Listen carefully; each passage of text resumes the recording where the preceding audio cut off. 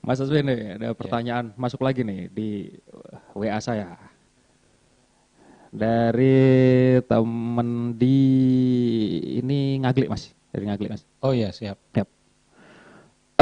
Mas, saya posisi ada di luar kota, bekerja di luar kota. Dan ketika besok tanggal 9 pemilihan, pemungutan suara, pencoblosan, ketika saya akan pulang, ini akan menjadi kendala tersendiri saat berada di rumah karena ada kekhawatiran membawa virus dan lain sebagainya karena harus dikarantina dan sebagainya. Ini bagaimana caranya Mas untuk mengatasi persoalan-persoalan seperti ini? Karena misalnya orang pulang dari Surabaya katakanlah lah, dia sampai rumah nggak boleh keluar dulu, disuruh isolasi diri 2 minggu. Nah, gimana caranya untuk menghandle atau mengakomodir hal-hal seperti ini? Nah, itu nanti ada dituangkan di peraturan yang lebih rigid mengenai pemungutan dan penghitungan suara. Jadi untuk yang tanggal 9 Desember itu menggunakan hak pilihnya, kan proses coklit itu juga dalam rangka seperti itu. Jadi sejak sekarang besok tanggal 9 Desember itu kamu mau berada di mana? Gitu. Ada perencanaan apa? Gitu.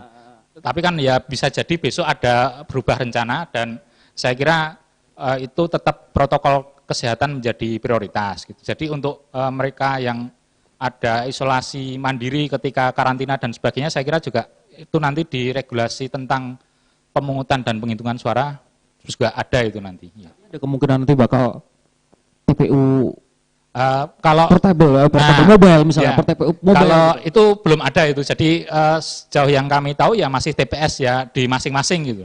Ya. Jadi TPS-nya itu nanti untuk misalnya mendatangi gitu kan, belum ada regulasi yang lebih lanjut mengatur itu. Yeah. Artinya ya masih seperti TPS yang seperti yang ada, yeah. ya undangan untuk datang. Iya, diminta untuk hadir dan di formulir pemberitahuannya itu nanti ada diminta untuk mengenakan masker. Oke. Yeah. Juga menerapkan protokol kesehatan dong ya pastinya di TPS itu. Karena nanti di setiap TPS itu ada termogannya. Kalau misalnya ditembak itu kan suhunya tinggi, nah itu saya kira nanti juga ada perlakuan beda dan khusus lah untuk yang suhunya tinggi itu. Artinya koordinasi dengan dinas terkait ya dinas kesehatan dalam ini untuk menyediakan fasilitas dan nakes misalnya. Iya, di setiap jadi TPS. Sejak awal kami kan diminta untuk melakukan koordinasi dengan gugus tugas COVID. Jadi di setiap tingkatan, misalnya kami di kabupaten berarti dengan Pemda Sleman, di kecamatan juga dengan gugus tugas kecamatan, di desa juga sama gitu. Bahkan sampai besok itu ketika coklit itu juga koordinasi mungkin di gugus tugas pedukuhan atau RW-nya juga saya kira juga itu harus dilakukan gitu. Iya. Dan nanti jumlah pemilih di setiap TPS pastinya akan berkurang ya daripada kondisi normal ya. Iya, kalau yang kuotanya awal dulu itu kan 800 pemilih. 800 pemilih untuk karena setiap TPS. Situasi seperti ini menjadi 500 pemilih. 500 pemilih. Iya. Oke. Dengan waktu dan proses yang akan berbeda. Ini kan akan memakan waktu lebih lama nih karena antriannya jelas lebih panjang. Ada jarak dan sebagainya. Artinya nanti selesainya di setiap TPS pada proses pemungutan dan penghitungan suara, apakah tetap sama dengan yang dahulu atau ada span waktu yang lebih panjang? Sejauh ini ya itu belum ada peraturan yang spesifik lah. Jadi masih seperti yang dulu gitu. Jadi proses pemungutan suaranya ya dari jam 7 pagi sampai jam 1. Kalau untuk perubahan itu kami belum bisa menyampaikan gitu. Ya. Tapi jelas nggak perlu khawatir ya warga untuk menyalurkan suaranya di setiap TPS karena protokol kesehatan yang jelas ini dipatuhi dan diterapkan secara ketat. Gitu. Dan kami sebagai penyelenggara pemilu pun di TPS juga menerapkan protokol itu. Ya. Betul. Jadi jangan khawatir. Datanglah salurkan hak suaramu karena suara Anda akan punya arti besar terhadap pembangunan daerah Anda di 5 tahun ke depan. Begitu kira-kira Mas Aswin. Iya, tepat sekali. Siap. Ini masuk lagi nih, lagi pertanyaan dari netizen ini. Oke. Dari Mas Narso, Winarso. Apa saja yang sudah dilakukan KPU dalam sosialisasi coklit ini? Nah, bisa dijawab nih Mas. Sebenarnya udah hampir sama pertanyaan tapi dijelaskan lagi. Sosialisasi yang kami lakukan tentu mengacu dengan PKPU COVID itu. Jadi ada metode langsung dan metode tidak langsung.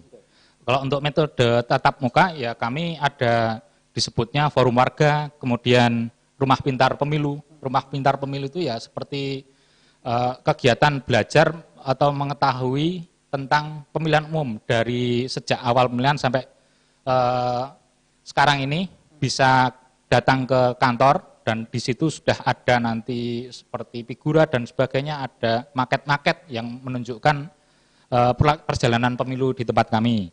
Kemudian metode tidak langsung itu kan di sini disampaikan, misalnya lihat media massa seperti ini, kemudian atau menggunakan baliho spanduk yang sebentar lagi Bapak Ibu pasti akan menyaksikan di setiap sudut itu ada baliho dari KPU tentang tahapan.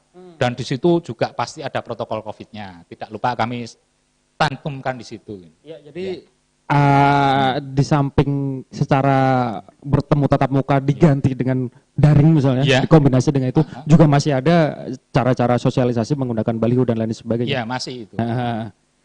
Mas, ini kan Sleman ini kan belum, dan semua belum penetapan pasangan calon. Iya. Nah, ini kapan Mas? Ini supaya teman-teman bisa menyimak. 23 September itu kan proses penetapan pasangan calonnya.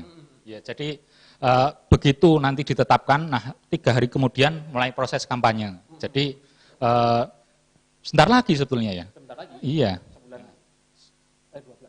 Hampir 2 bulan lagi. Hampir 2 bulan lagi, jadi penetapan pasangan calon itu tanggal 23 September. Iya.